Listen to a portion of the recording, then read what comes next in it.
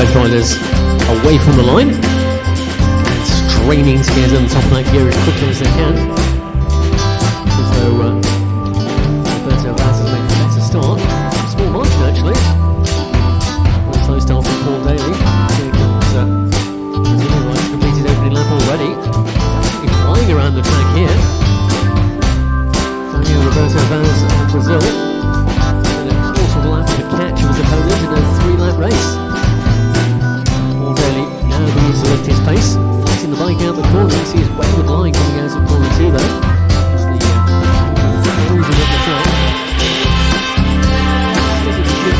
A comfortable lead from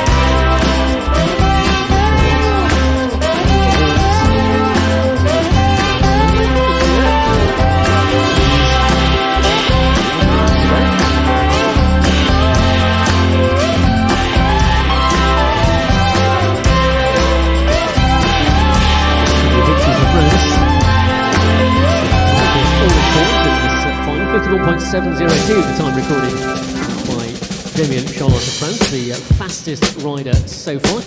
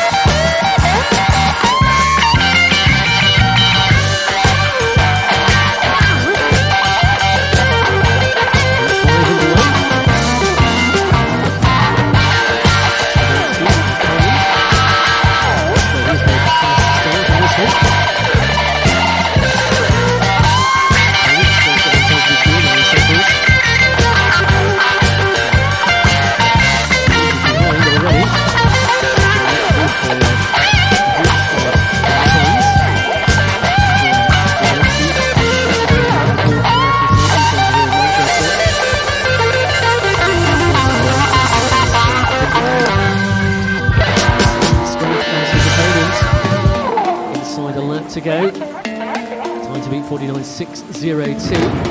Here comes Swiderski of Poland.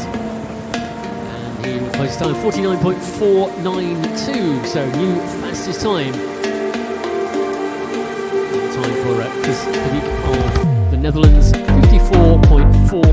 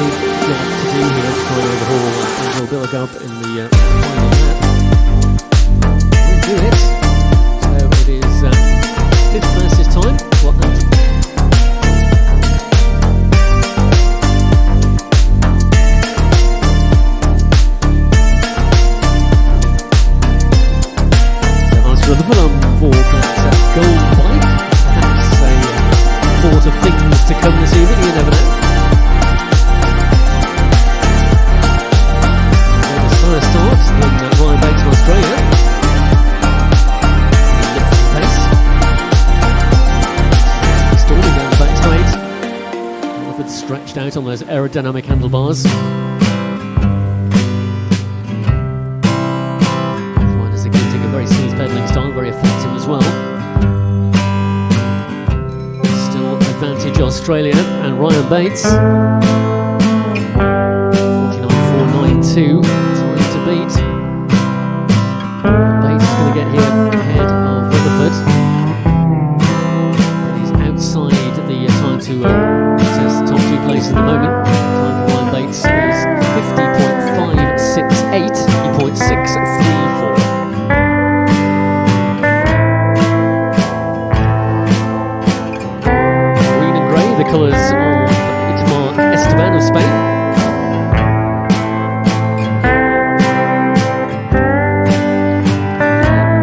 Black and green, a bit of blue branding on the back for Yutaka Saraya of Japan. This one in the opening lap, just a marginal advantage for Esteban. A little bit more wayward in his line as he goes down the back straight. The further up the track you ride, the longer the distance you cover it. Yes, he can. The Japanese rider moves ahead, not just his opponent here, but also goes to the top of the standings with inside half a lap to go. Can he maintain this pace? Join the sub 50 second club? Yes, he can. The time 58.521. New fastest time for Yutaka Saraya of Japan. And time from Itmar Esteban as well in 49.17. Well, vocal departure from the start gate. Effective nonetheless for Luca Lupo. Meters ahead already after the first half lap. Leaving nothing behind is Lupo. Measured start for Owen Davis. Has Lupo gone away too fast too soon? That's the only question here. Gonna take the bell. Still in the fastest position for Luca Lupo. 48.321 is his target. Short-lived lead for Saraya of Japan. Well, Lupo is slowing a little bit now, understandably, and slow to third fastest time in 49.292. Straight there, Luca Lupo was ahead of the fastest rider on track so far, right up until that final lap. And the legs started to tie up. From first down to a still respectable third place, but of course still 5 more heats to go.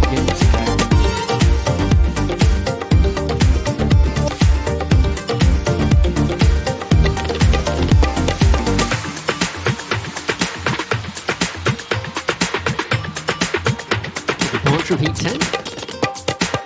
On Dublé and Mark Kaleja. A rapid start by both, it would appear. First and fifth fastest in favour of Dublé after the opening lap.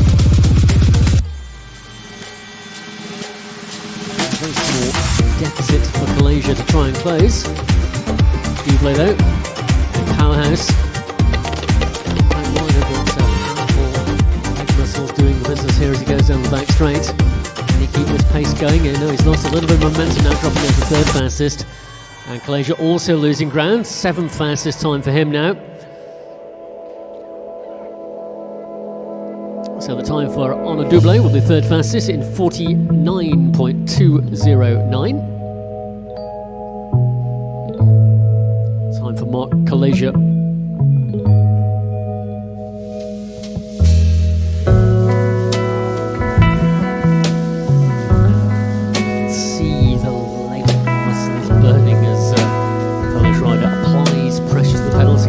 Turning as quickly as he can. Some of the toughest sprint race that both sprinters and endurance riders take on, but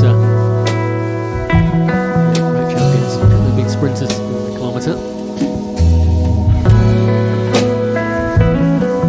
That's the image now on top of that gear. He's just not fastest though. Big gap to try and close a short distance race such as the kilometre.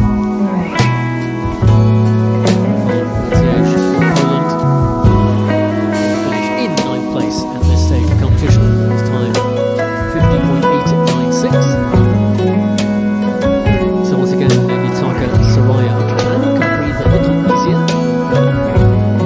failing to displace him at the top of the leaderboard.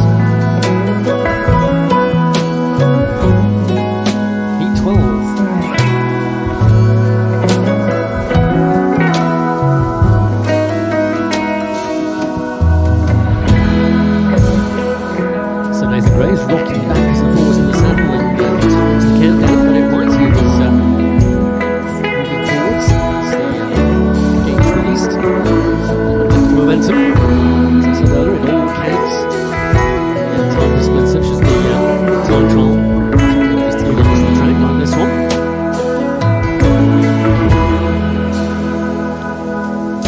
Graves profiting from that good start by still retaining the lead with a lap to go.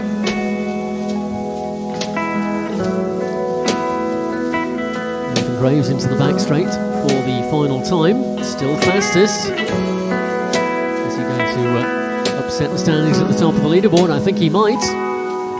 Oh, faded just a second fastest in 48.553.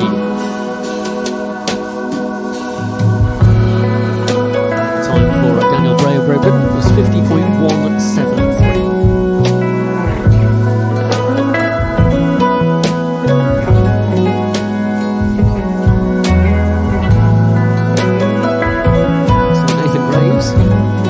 Second place, still Soraya of Japan, our leader, and Esteban of Spain in third place. So the virtual medalists at the moment, still with 2 more heats to go. First of which is heat number 30.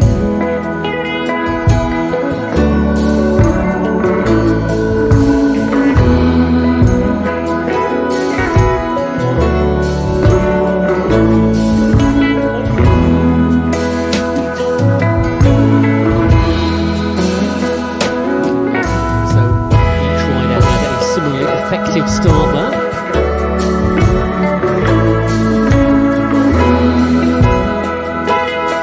Joshua Spendlow is reaching out now for those aerodynamic extensions on his handlebars.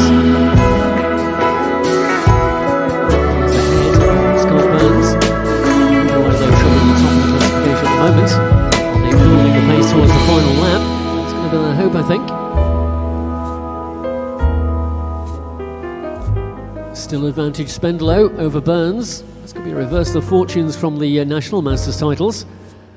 But the time, of course, all important in the battle for a medal. And neither will challenge for a place on the podium, unfortunately. Joshua Spendlow, the faster of the two.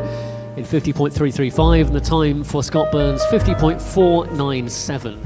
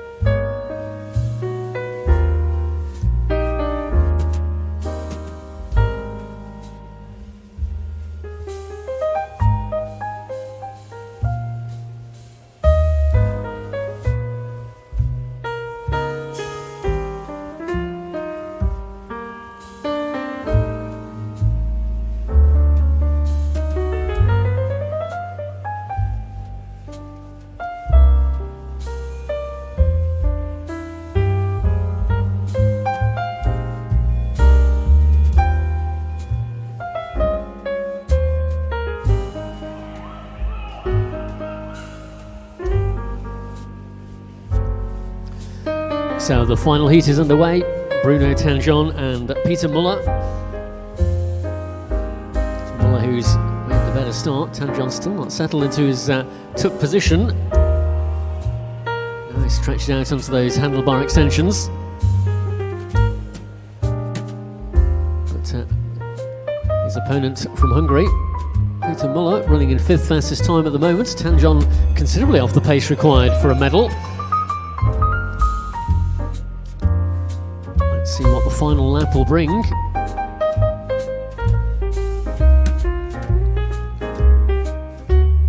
Looks as though Muller has retained his advantage, but the time is all important. And just 12th fastest for Peter Muller in 50.578, and 15th fastest for Bruno Tanjon in 51.409. The World Masters will be Yukata Saraya of Japan. Nathan Graves of Australia takes the silver medal, and Aymar Esteban of Spain takes the bronze.